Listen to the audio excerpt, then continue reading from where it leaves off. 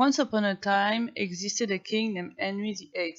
Henry was in a bit of a pickle. He desperately wanted a legitimate male heir, but Catherine of Aragon's baby-making factory had closed its door forever.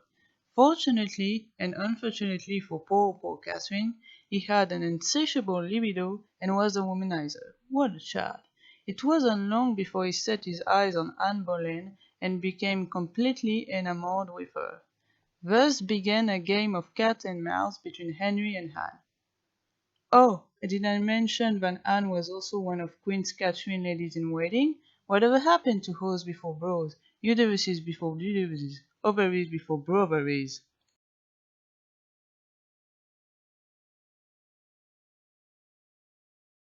Henry and Anne's courtship lasted several years before he married her, but in order to do that he had to divorce Catherine first, which proved to be a tricky affair.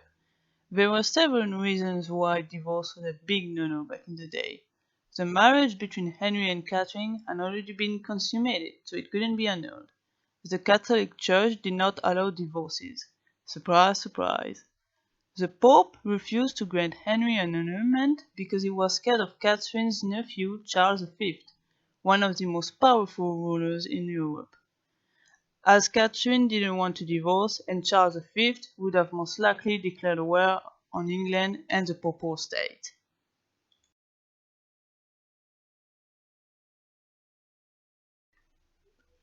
Henry was stubborn on making Anne his wife and getting rid of Catherine.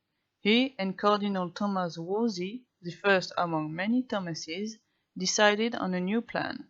They would get rid of the Pope and the Catholic Church, then form a new church and put Henry at its head. Two birds, one stone, he gets more power and a new wifey. By doing this, not only would they not need to obey the Pope anymore, but Henry would be the highest authority in England and could finally ask for an annulment. However, this plan took a lot of time to be finalized and, of course, had some hiccups. Wolsey got kicked the F out after displeasing the king one too many times, but then again, it doesn't take much to piss him off. Thomas More succeeded him in the role of Lord Chancellor, however he was really against the Protestant Reformation and resigned in 1532.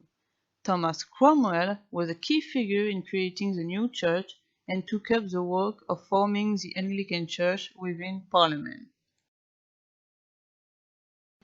A great number of acts were passed in Parliament to first reduce the power of the Catholic Church.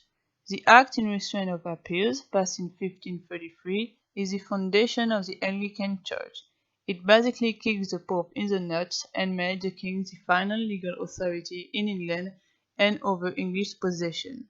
It was followed by the Act of Supremacy in 1544, which officially declared Henry as the only supreme head in earth of the Church of England, and also officially separated England from the Catholic Church. I could keep going with the Parliament and the Acts, but too much paperwork makes things jarring. In short, after many constitutional changes, Henry was able to have his marriage annulled and have access to the wealth the Church had. So, after all those tribulations, Thomas Cranmer granted Henry the annulment he also desired. He and Anne finally married in 1532 and lived happily ever after. Just kidding, he chopped her head off because she couldn't give him a baby boy. Then he got remarried. Wifey number 3 died in childbirth. Wifey number 4 was divorced because Henry thought she was ugly. Wifey number 5 also executed, and wifey number 6 was the final girl because Henry died from natural causes at the age of 55.